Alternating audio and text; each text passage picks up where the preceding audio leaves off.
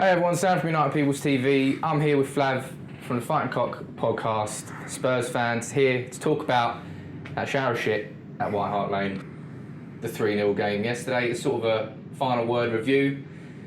Start of the game, I thought we looked very, very well. Yeah. It's a good start as well. But bus was late. Yeah. What kind of $1 billion outfit are you that can't get to a game on time? Blame it on London. Blame it on London. You're going to get the FAO fine in United. Well, good. Yeah. Good. And they should fine them for your performance. I wish I could disagree. Yeah. But start of that game, we were actually quite good. Yeah. Because, you know, Spurs have been pretty renowned this season for doing a high-pressing game, but we played you at your own game for 20 minutes and we're better than you.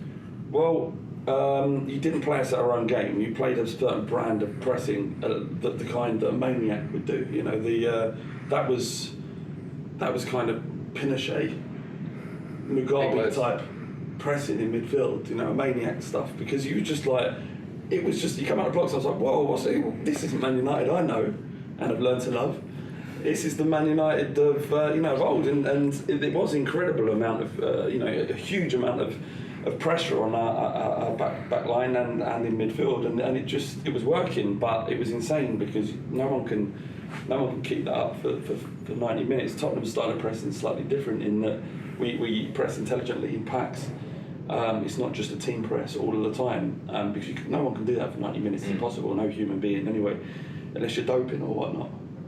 Yeah, so that's a different video altogether. But as you say, you can't hold it up for 90 minutes, and it took about 30 for it to start unravelling. And then Lamel had a chance, should have buried it 1-0 before half time. Yeah, didn't. Yeah, kind of gave us a little bit of a break going into the second half. We were still in it. But I want to know, was there at any point when we were attacking where you thought, United could score here?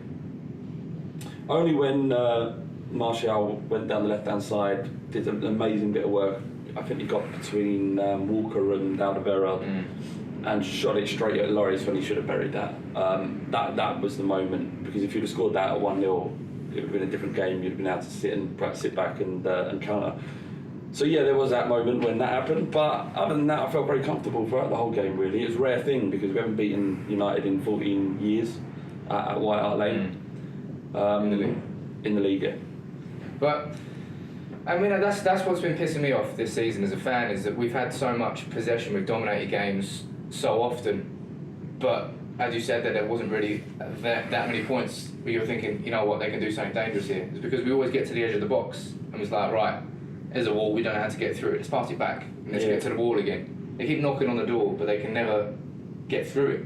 And it was only, I think the only player who can really come out with his head held high is Timothy Fosu-Mensah. Oh yeah. It's probably a player that you had no idea who he was. Never heard of him until he started that game. But he was incredible. He joined from Ajax in September 2014 as a 16-year-old, and at the under-18s, under-19s, and under-21s, he's just, you see a player that's just above the. He's not 18. He's not 18. I don't care what anyone's. Check his birth certificate. You're trying to say he's a Dutch over Family Martins? He's 28 at least. The size of him. He had a bigger back than.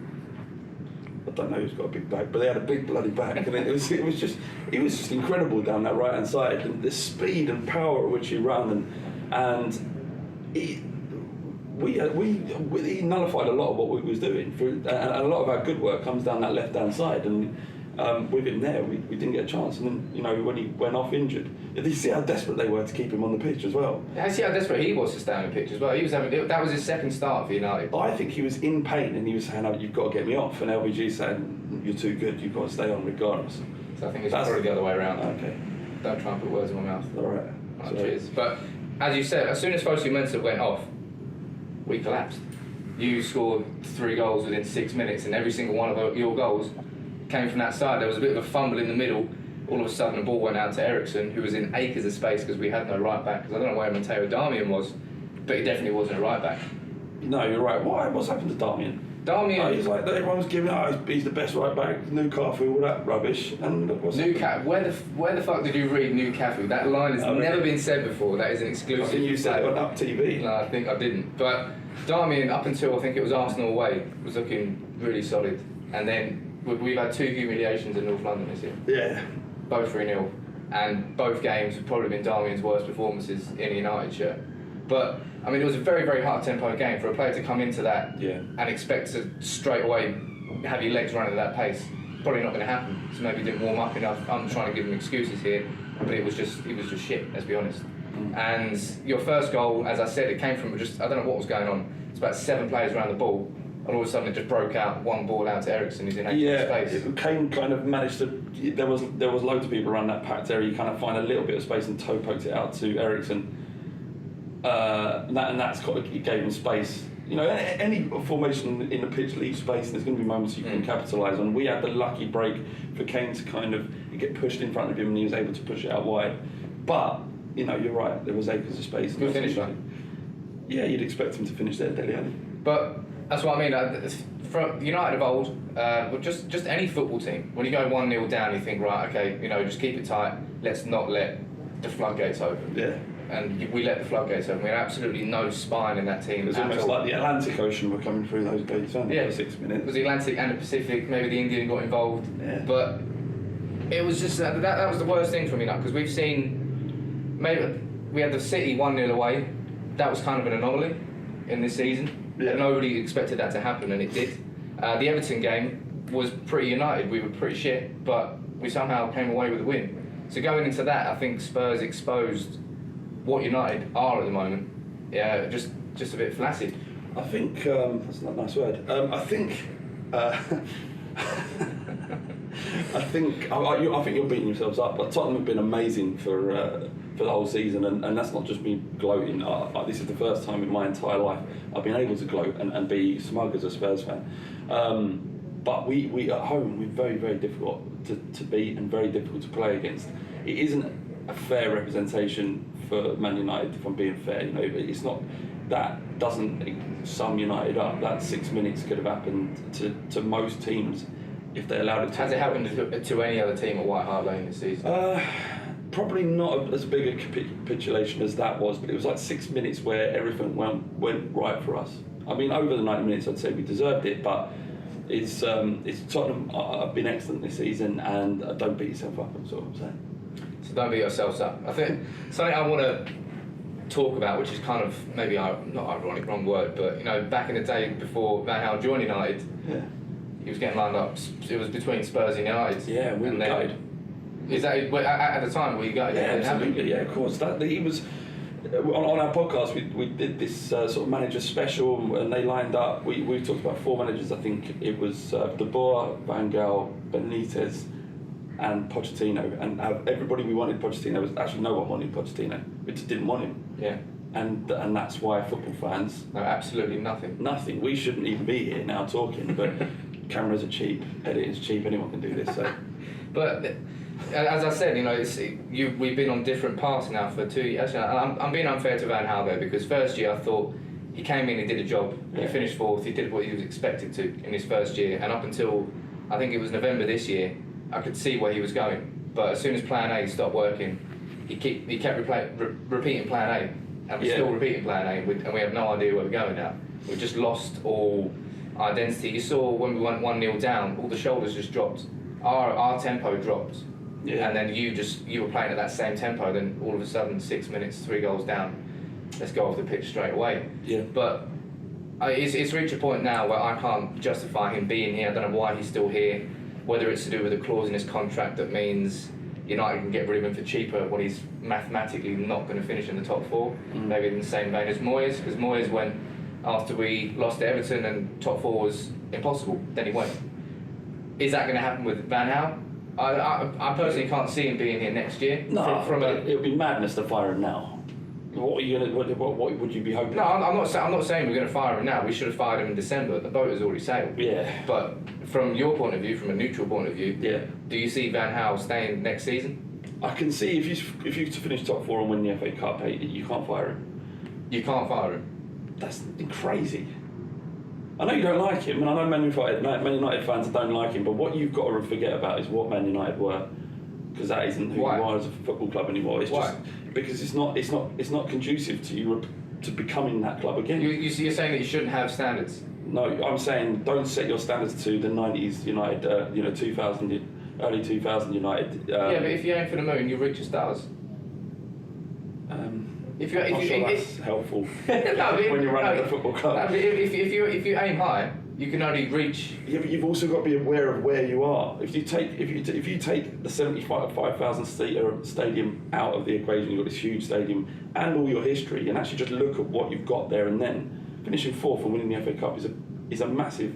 So you're trying to completely ignore context and say, look at this football team and what they should do. Yeah. Oh, surely, I'm the one making sense here. I'm the one. I'm the one offering you a pragmatic look from an outside perspective, which is what you asked me to do. Yeah, I know. But and you're saying, no, I want you to consider all of our past successes and whether or not that LVG should be there. No, but it's to do with what United are. I would want him gone as a United fan, right? I understand why you do. I don't like him as a neutral. I can understand why you don't like him as well. But a successful season, given the fact of where you come from, in December. I think finishing fourth winning the FA Cup. No, but let's be honest, domestic cups are nice. They're like a garnish on the side of the plate. It doesn't really matter whether you win one or not. It's just, it's nice to have it. This is like a man who's had everything. Well, you're a man who's had everything, and you've got to forget that. Basically, you lived in a house. Why forget now that? you're on the streets with the rest of us. All right, and I tell you want what. to be back in that fucking house. I know, but you can't because it's filled up with Tottenham and Tottenham, Arsenal, and whoever else at the top. Van Gaal finished fourth last season. He had a big investment, so success for Van Gaal this season was challenging for the title. Yeah. Was it not? Yeah, that's true. That's true. So if he scrapes into that top four by the skin of his teeth. Yeah. All right. I'll tell you what. I'll reposition. If Mourinho's available, then you say Van Gaal. Like Mourinho's sitting there, literally with his bags packed, waiting for that phone to ring, and he has been since December. What do you think about him? What do I think about him? Yeah, like I know you're you can be desperate for something else like Mourinho. You can be seduced by the fact that he's had success almost every club he's been to. In fact, every club. Yeah, every club. Yeah, he's won the league. He never won the league. Yeah, Portugal, Italy, Spain. Right. But so I can see why you'd be seduced to that. But then Van Gaal's had a lot of success as well. But what I'm saying is, do you want one maniacal dictator to be replaced by another? United have gone on a really shit journey since Fergie. We've gone from the man with no plan, which was David Moyes, to a man who is so religious to his plan that he can't see the wood from the trees. So we've kind of gone from one extreme to the other, and we're now at a point where we've had a bad 3 years, but we're at a dangerous crossroads where if we get this next managerial appointment wrong, we slip and we can go 4 or 5 years down, and then you're really chasing yourself, and you risk repeating Liverpool of the early 90s. Yeah. Which is the position United are in. And now that Van Gaal's going to go, I personally see it as inevitable. Yeah. Regardless whether he finishes top 4 and wins the FA Cup, you're either going to go for Mourinho or Giggs. We can't take that risk with Giggs. It's madness beyond any belief. And someone who knows. Giggs is not your man. I mean, he plays for United and all that, but he's not going to be the guy who can unless he is some freakishly good manager. No, but you sound like Ed Woodward here. Don't even say the sentence you're about to say. That is the reason why it's even slightly being entertained. Listen. There's so few managers that can manage Man United. There's a very small pool of managers that are able to manage a club like that and do well. It's such a difficult thing, and the chances of Ryan Giggs being able to go in there are so small. I know. That's what I'm saying. You can't take the risk. Giggs can go do 2, 3, 4 years elsewhere, and then maybe come back. Yeah, he's young. He's only just into his 40s, so managerial. He's got 2, 3 decades. I think you should bring back Fergie. I think there's more chance of me getting that job than Fergie. Hashtag bring back Fergie.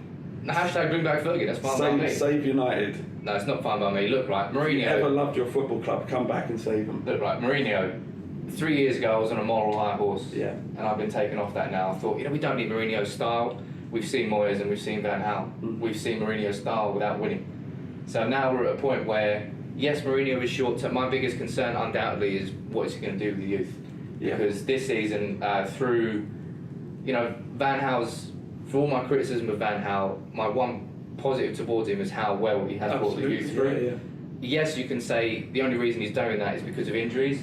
But the only reason he can do that is because he's got a small squad. Well, he played Mensa ahead of Darmian, didn't he? Yeah. So maybe he does place faith in them, and it's similar to Pochettino, Yeah, Pochettino. That's been one of his greatest strengths. Yeah. But I think United moving forward from here. What is it now? 5 games between now and the end of the season. City have got Chelsea next week. We've got Villa at home. we can technically still finish top 4, but if we do it, We would beat Villa. imagine we didn't beat Villa at home. If we don't beat Villa at home, we deserve to be relegated because that team has looked so poor. I think Villa, this will be the great escape. Look right. Like winning at United. Don't try and sit there and just stop winding me up, Flav. But United moving forward from here, as I said, Spurs, you embarrassed us. You've got to be happy with that. Your title chase is still on, but we're literally hanging on the edge of the cliff with our fingernails to this top 4 spot. Yeah. And I don't see that as justification. If he does finally get it right at the end of the season and creeps into top 4, there's no way you can still keep Van Hal's job. What got you here won't get you there. Was that like the philosophical end to the video? Was your name Van Hal? Yeah. Right. That's it. Cheers for talking, Flav. I say cheers. I don't really mean it. I feel like walking off as well, because that's pretty much what United did when they went on the pitch yesterday.